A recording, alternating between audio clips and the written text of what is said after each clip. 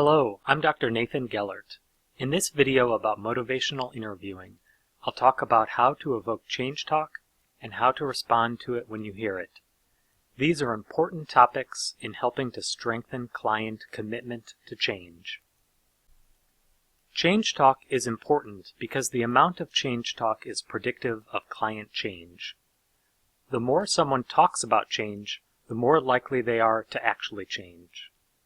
In our own lives, we've probably all experienced the phenomenon of talking ourselves into change. The same holds true with our clients.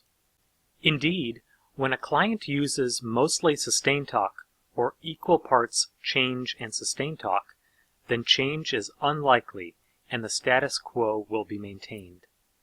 In motivational interviewing, the counselor acts as a guide in exploring ambivalence and can significantly influence the amount of client change talk. Put simply, the counselor's goal is to intervene with a client in ways that increase the amount of change talk in the session. Numerous research studies have supported the importance of change talk in predicting change. The graph on the screen illustrates this point and is a simplified explanation of findings from numerous research studies. The graph presents data on the amount of change talk of 4 clients over a 60-minute session. The x-axis represents the time of a 60-minute session. The y-axis measures the number of change talk statements made by a client in the previous 15 minutes. Let's take a look at client 3 in yellow. The client is first recorded as using 3 change talk statements in the first 15 minutes. Then 4 in the next 15 minutes, and then 6 change talk statements in both the third and fourth quintile of the session. Remembering that the amount of change talk is predictive of change, consider these 4 clients for a minute. Which one of them do you think would be most likely to implement change? If you guessed client 3 or 4, then that's a very good guess. These 2 clients have the most change talk statements during the session and also end the session with more change talk. Again, our job as the counselor is to help our clients increase their use of change language. I'll talk next about 6 strategies designed to help evoke change talk from clients. The first strategy to evoke change talk is to ask evocative questions. This is perhaps the simplest and most direct way of evoking change talk. An evocative question invites the client to turn inward and think deeply about their answer. Sometimes clients will even say, that's a good question, before pausing and thinking of their answer. That means you've asked a good evocative question. We focus, too, on asking evocative questions where the answer is change talk. It's helpful to think about using evocative questions that relate to client desire, ability, reasons, and need, the darns. For example, what do you hope to get out of treatment? How might you go about changing? In what ways has your drinking been a problem for you? How important for you is it to change? All of these questions invite the client to focus on the pro side of change. The second strategy for evoking change talk is to use the change ruler. The change ruler is a helpful tool for assessing client ability and need. Consider this example with ability. The counselor starts by asking, on a scale of 0 to 10, where 0 equals not at all able and 10 equals very capable, how confident are you that you could make this change? After the client responds, the counselor then asks, why are you at a blank and not at some lower number? And finally, the counselor asks, what would it take for you to get from a blank to a higher number? Let's look at an example of this in practice. Again, the counselor begins by asking, on a scale of 0 to 10, where 10 equals not at all able and 10 equals very capable, how confident are you that you could make this change? The client responds, 6. The counselor then asks, why are you at a 6 and not a 5?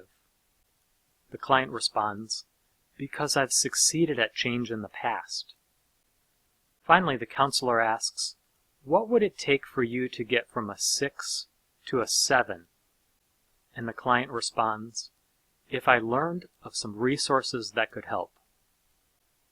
Okay, let's deconstruct this a bit. The first question is of limited usefulness. It's the second and third question that invite highly valuable information.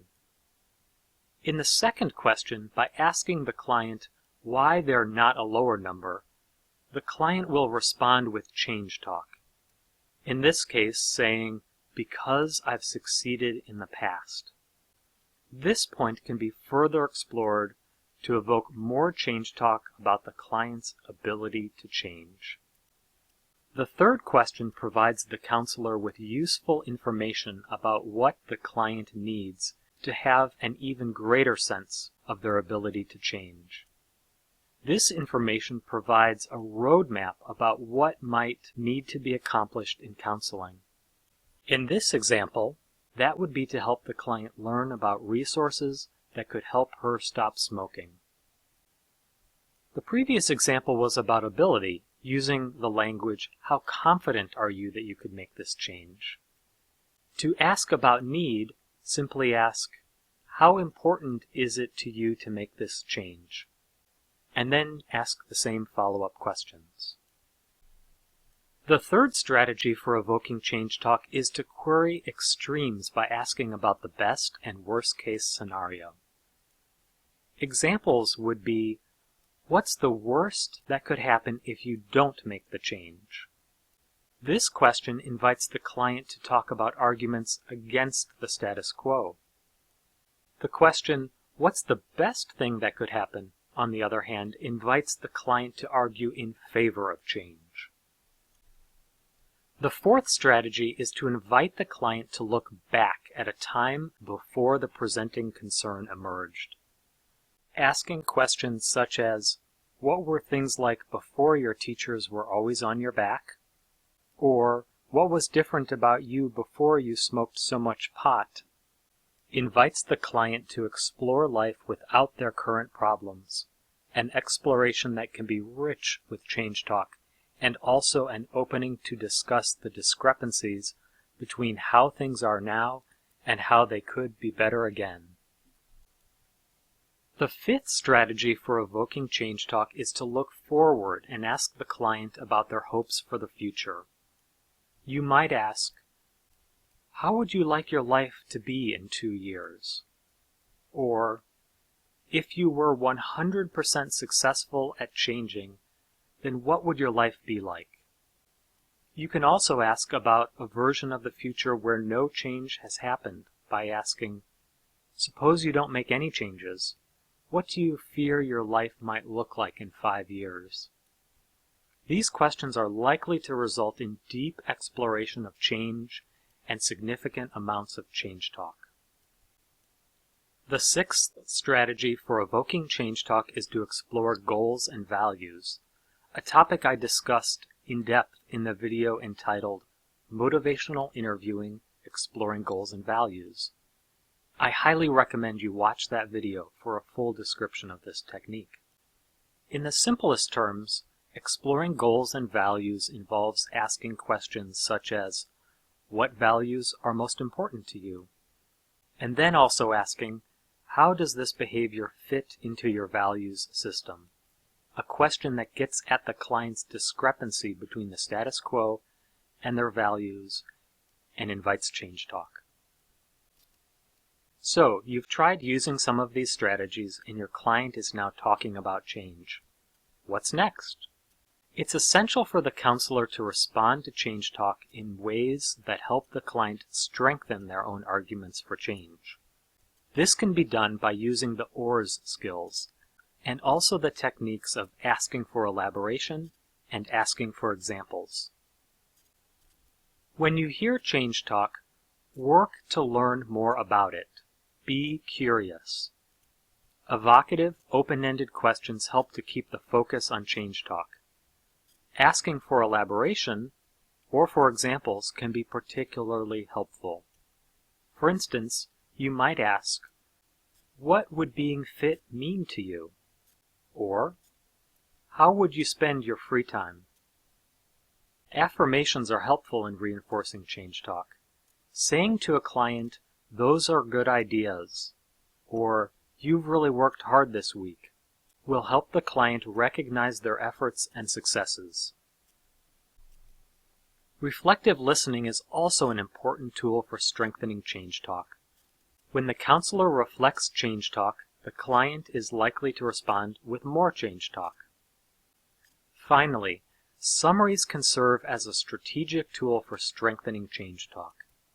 In the course of active listening, the counselor will hear many possible things that could be included in a summary. In motivational interviewing, the counselor guides the client by strategically focusing on change language when offering a summary. As with reflecting, the use of summaries is likely to deepen the client's awareness of arguments for change and, over time, their commitment to change. Thanks for joining me for this video. In the next video, I'll talk about how to respond to sustained talk. Please click the subscribe button to receive notifications when new videos are published. And if you've enjoyed this video, then please click the like button to support my work.